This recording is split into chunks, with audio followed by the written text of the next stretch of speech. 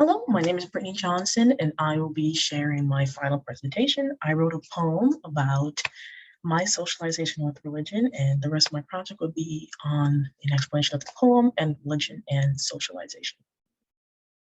So the title of my poem was actually called My Mother's God, as I was raised Christian, and this is how I feel about it. I, a young Black woman, am trapped within the love that is forced upon me. The God my mother worships is not a friend of mine, more an overseer. He tells my mother that her love must be conditional, that his conditions are his conditions. The God that my ancestors had forced upon them is now forced upon me. She raised me within his warm embrace, so I too would grow to understand his conditions. But the understanding never came, and I'm left with nothing but unanswered questions and the coldness left by his touch. We don't insult the God of my mother, though he may insult us. We don't turn our back against the God of my mother, though he may turn his back against us. We don't understand the God of my mother, and he does not wish to understand us. So for the first half of my life, my family was raised in poverty. The only constant in my life at the time was religion. And my mom would tell us to thank God for the things he had blessed us with, and that God would help us whenever we needed it. She quotes God for helping to make her the woman she is today. She was able to get her degree, buy a home, and support her children thanks to her God. The God that I saw growing up was a different one. This God took money away from my family with tithes. This God wanted to send good people to hell for not believing or believing the wrong way. This God didn't want to answer my questions. The God I saw made my mother prejudiced in ways that I couldn't understand and still can't. Now that I've grown older and turned away from religion, I am no longer allowed to speak on it or its flaws. We pretend like I'm still a Christian and that I am just experiencing a phase. I believe she does this out of love because she judges non-believers and she doesn't want to end up judging me. So the conflict theory derived primarily from the teachings of Karl Marx regards religion as a way of maintaining the status quo of inequality. The idea is that people should be satisfied with their current position in life because true happiness comes after this life. The Catholic Church had historically used this idea to promote their superiority and the divine right of kings.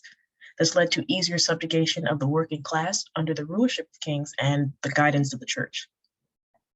The people were socialized to believe that their place in life was deserved as well as unimportant. As well as separation by class, most major religions are overwhelmingly male dominant. Mothers are often the ones to first socialize their children into religion, but are also unable to be leaders within the religious institutions in which they inhabit. The gender roles for children have already been set out, and the children can either follow them or be labeled as deviants within their society. For many religions, the directions and expectations of providing future followers are laid out within the religious texts. Those who are unable or unwilling to provide future followers are also labeled as deviant. This has led to homophobia within major religious groups being incredibly common.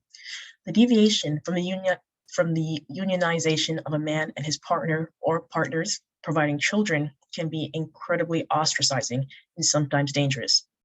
The Catholic Church, for example, has repeatedly reaffirmed that homosexual marriages are deviant because it is unable to lead to procreation, the goal for the assigned gender roles within that religious group. The Orthodox Jewish Church has outwardly lobbied against gay marriage nationally and in different countries besides America, and Islam outright forbids homosexuality, and in many Islamic countries, it's considered a crime. Because people are often socialized within their parents' religions, race and ethnicity often go hand in hand with religion. The ethnicity and culture of many regions is often surrounded by a religious ideology. The Jewish race, ethnicity, and religion, for example, are often recognized as being one unified group. People that are part of one group within that are usually part of the other two. Because of this, the justification to keep religions separate and sacred has popped up into xenophobia and racism in many communities that use it to justify, they justify that with their religion. The enslavement of African Americans was justified, for example, using Christian texts. The conflict theory promotes that religion is used to socialize people into believing and maintaining a status quo between the haves and the have-nots. My mother is one of the kindest people I know, but at the same time, she has homophobic beliefs and other values that I can't agree with. She was socialized to believe these things by her parents, as well as be content with her position in life by her God.